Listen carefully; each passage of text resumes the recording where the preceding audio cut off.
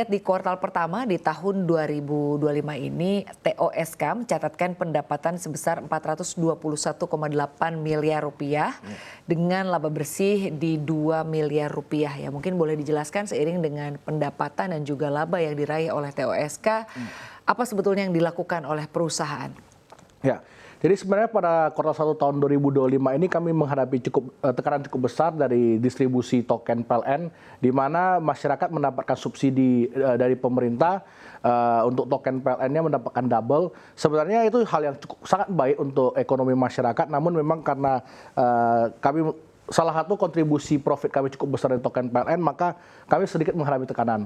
Namun karena berbagai strategi yang kami lakukan, sehingga walaupun secara revenue atau top line kami menurun, tapi laba bersih mampu kami pertahankan bahkan lebih baik dibanding tahun sebelumnya. Baik, strategi bisnis seperti apa yang dilakukan oleh TOSK? Jadi kami banyak melakukan pembukaan titik-titik distribusi baru. Awalnya mungkin kita fokus pada gerai-gerai yang kita kelola sendiri. Sekarang kita banyak melakukan kerjasama dengan partner-partner kami di daerah-daerah tertentu, memilih putra-putra daerah untuk membantu kami distribusi ke titik-titik yang belum bisa kami jangkau sebelumnya. Baik, tapi kalau dibandingkan dengan kinerja di tahun lalu ya, sebetulnya di tahun ini apakah jauh lebih baik? Kita lihat kan awal mula melantai ini di awal tahun 2024 ya. Apakah sebetulnya Anda melihat di tahun 2025 ini, kita sekarang sudah sampai di kuartal kedua sebetulnya di tahun 2025. Apakah sudah tercapai target-target yang diharapkan, atau sebetulnya dengan pencapaian yang diraih di kuartal pertama di 2025 ini sudah melebihi dari target? Kami meyakini tahun 2025 ini kami masih akan terus tumbuh. Seperti tahun sebelumnya kami berhasil tumbuh hampir, net profit margin kami hampir tumbuh hampir 30%. Seharusnya tahun ini juga kami akan menjaga agar terus sesuai dengan target yang kami tetapkan. Bahkan kami juga sudah mempersiapkan berbagai produk yang kira-kira salah satunya untuk teknologi yang lagi boom sekarang, kita lagi mempersiapkan untuk dikenalkan kepada publik. Baik, tapi di tengah pendapatan yang boleh dikatakan tumbuh positif ya di kuartal pertama 2025 ini, tantangan-tantangan apa saja yang dihadapi oleh TOSK? Sebenarnya memang tekanan ekonomi global dan juga melemahnya daya beli masyarakat itu menjadi tantangan yang cukup besar bagi kami. Namun saya pikir kita harus tetap optimis, masih banyak celah atau masih banyak kesempatan yang bisa kita lakukan untuk membuat perusahaan terus tumbuh. Baik, lalu selanjutnya kita lihat pasca IPO ya, TOSK ini berencana untuk menambah bisnis produk FMCG. Nah, mungkin boleh dijelaskan terkait dengan rencana tersebut? Ya, jadi sebenarnya kan mitra-mitra kami ini banyak bentuknya warung, bentuk UMKM segala macam. Jadi selama ini memang mereka sudah mengambil produk digital dengan kami. Kami berpikir untuk membantu mereka supaya mendapatkan barang-barang yang bisa dijual dengan harga lebih murah, bisa berkompetisi dengan minimarket modern. Maka kami pikir FMCG merupakan salah satu langkah yang cukup baik untuk kami lakukan.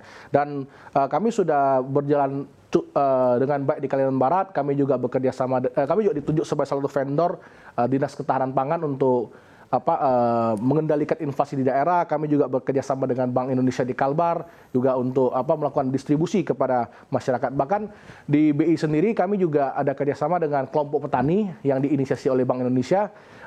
Kita membantu mendistribusi beras-beras yang dihasilkan oleh petani langsung kepada masyarakat sehingga bisa memotong rantai distribusi dan menekan inflasi. Itu yang sudah kami lakukan di FMCG. Baik, tadi Anda menyampaikan bahwa salah satu misi dari TOSK adalah untuk bisa memberdayakan UMKM ya, mengembangkannya juga ke depannya agar lebih baik lagi, dan juga pasar tradisional melalui solusi digital. Benar. Nah, bagaimana strategi perusahaan dalam menjangkau dan mendukung segmen ini? Anda melihatnya sejauh ini pasar di Indonesia ya, khususnya mungkin di Pulau Jawa, tapi apakah di pulau-pulau terluar lain juga ini juga Anda melihat juga potensinya masih cukup besar? Ya, justru sebenarnya kita melihat bahwa UMKM ini harus didukung. UMKM ini tulang punggung perekonomian, dan itu bukan hanya di Pulau Jawa. Kita ngomong di Kalimantan misalnya, tantangan terbesar itu adalah masalah distribusi, terutama untuk barang-barang ongkos kiri lah kita ngomong ya, itu luar biasa mahal kalau di daerah-daerah.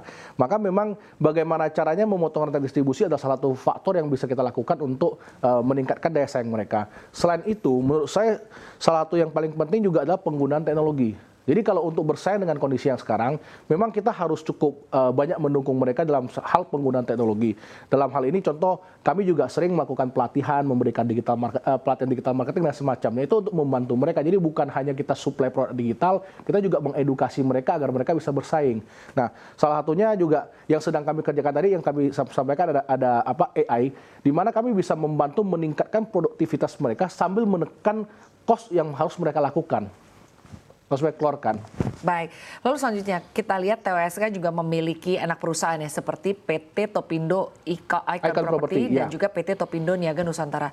Apa peran strategis dari anak-anak usaha dalam mendukung pertumbuhan dari diversifikasi usaha saat ini? Jadi Topindo Niaga Nusantara itu kita gunakan untuk distribusi FMCG, Topindo Icon Property itu untuk memanage gudang-gudang yang kita miliki gitu. Baik, tapi sejauh ini perkembangannya seperti apa? Apakah ini artinya sudah cukup mendukung, lalu juga mungkin jika dikaitkan dengan angka, artinya pertumbuhannya cukup baik begitu seiring dengan kehadiran dari anak usaha ini? Kalau untuk Icon sendiri karena baru berjalan di September kemarin, harusnya mulai kelihatan di tahun buku tahun ini. Kalau untuk Topindo Niaga sendiri, bahkan sebelum IPO sudah kami luncurkan. Setelah kami IPO, maka kami harapkan di masa yang akan datang menjadi salah satu penunjang terbesar bagi Tosca. Baik, lalu berbicara terkait dengan keamanan juga ini mungkin menjadi concern dari para pelanggan. Artinya bagaimana di era digital ini TWSK memastikan keamanan dari para pelanggan dalam beradaptasi dengan teknologi yang juga cukup baru. Kita tahu kan bahwa saat ini kita sedang berada di transformasi digital ya, terus mendorong agar kita go digital. Begitu. Benar. Bagaimana peran TWSK dalam hal ini? Yang menjadi permasalahan terbesar adalah kadang-kadang itu masyarakat sangat tidak mengerti dari sisi keamanan datanya mereka. Bahkan kadang-kadang willingly untuk memberikan data mereka kepada orang lain. Contoh, sekarang kan kayak ChatGPT segala macam cukup viral dan lain-lain ya. Banyak orang menggunakan untuk berbagai hal.